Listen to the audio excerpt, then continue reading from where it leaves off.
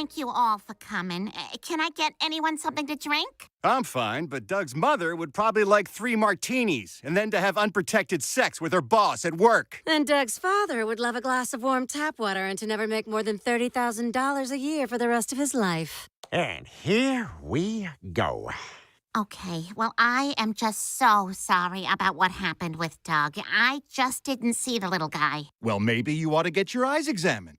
I appreciate that it was an accident, Mrs. Griffin, but nonetheless, we've retained a lawyer. Well, there must be some way short of a lawsuit we can make this up to you. Well, this is my weekend with Doug, but I've got tickets to see Lana Del Rey with our former nanny, Jessica. She's 24. So as a form of settlement, maybe this weekend you can put together a treehouse I don't want to deal with. Fine. If that's what I have to do to make this right, then Peter and my children will build your son's treehouse. Deal. All right. I guess now the 4 men awkwardly sit here while my mom gives your mom a tour of a house that doesn't deserve one. And this is a room adjacent to the room we were just in. Ooh, what a fun house.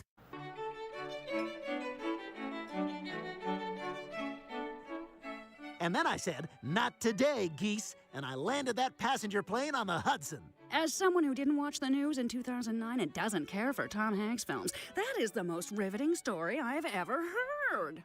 Ladies and gentlemen, this is your brunch captain speaking. It's gonna be a bumpy ride, 'cause I'm making mimosas. The only thing bumpy around here is that strained airplane metaphor. What is this, mutters against drunk driving? Lois, have a drink. Ladies, I took the liberty of requesting our meal be soy-free, meat-free, gluten-free, dairy-free, cage-free, carb-free, and cruelty-free. And then I snuck you each a cinnamon bun because all that other stuff's for Democrats. Oh, he is wonderful. Lois, where did you find him? Oh, you think he's so wonderful? Last night he screwed the cocktail waitress.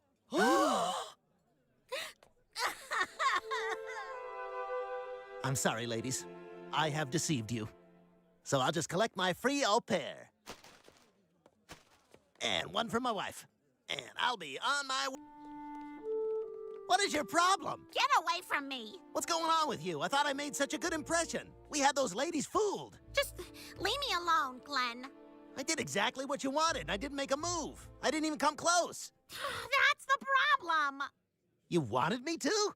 Well, I wanted you to try. I wanted you to try. Then I could shoot you down and feel sexually desirable and morally superior. But you're both those things. And you say that now, but last night you were out boinking that waitress. Now, how do you think that made me feel, huh? It made me feel like my best years are behind me. Well, that's not true at all. I didn't make a move on you because you're my best friend's wife. Well, that is true. Besides, you know me. I'm not a one-gal guy. Last night I was with Jenna for only 4 hours, and I cheated on her with a woman who was fixing the ice machine. Hands were a little cold, but we got there. I used that ice. Hopefully before 2:30 a.m. Look, if you wanted a decent guy who's only been into you and only you should have brought Peter. You know what? You're right. So what if he drinks too much? So what if he weighs too much? So what if he thinks Scrappy Doo is the better Doo? He's a loyal husband and a good man. Oh, I should never have been embarrassed to bring him. And I shouldn't need the attention of another man to feel sexy and young. That's right. Hey, why don't we continue our discussion in the shower? A little wet-a-tet. How dare you? And thank you.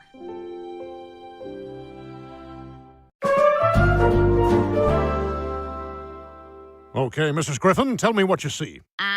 I see a cow in a lab coat, some vultures in a cowboy hat, and a dog trying to trick a cat into a clothes dryer. Just as I thought. You're far-sighted. Oh, no. What do I do about it? Oh, well, I'm no doctor, but I would say you either need to get glasses or maybe LASIK. Is that the surgery people get and then tell everybody they got it? Yes, it's the veganism of elective surgery. If you're unsure of what to do, here's a video of Radiohead frontman and super weirdo Tom York to help you decide. Hello, I'm Tom York. You might know me from Radiohead or my passing resemblance to a melting Tilda Swinton. Not many people know that I'm blind in one eye. Can you guess which one?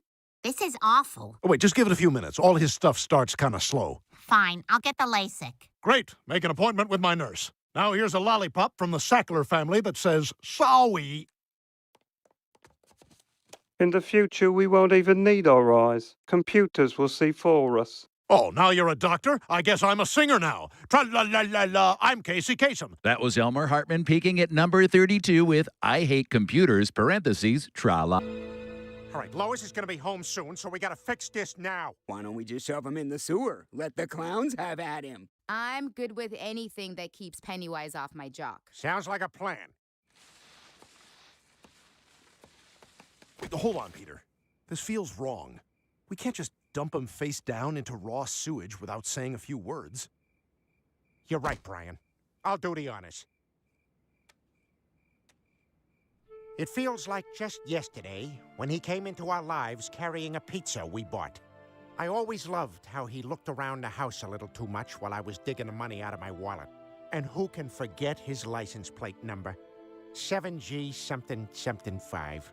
More sweat than you're used to seeing on a fella, but that's what moisture-wicking shirts are for. His nails were dirty, but his heart was pure. Okay, time to drop him in a river of dung.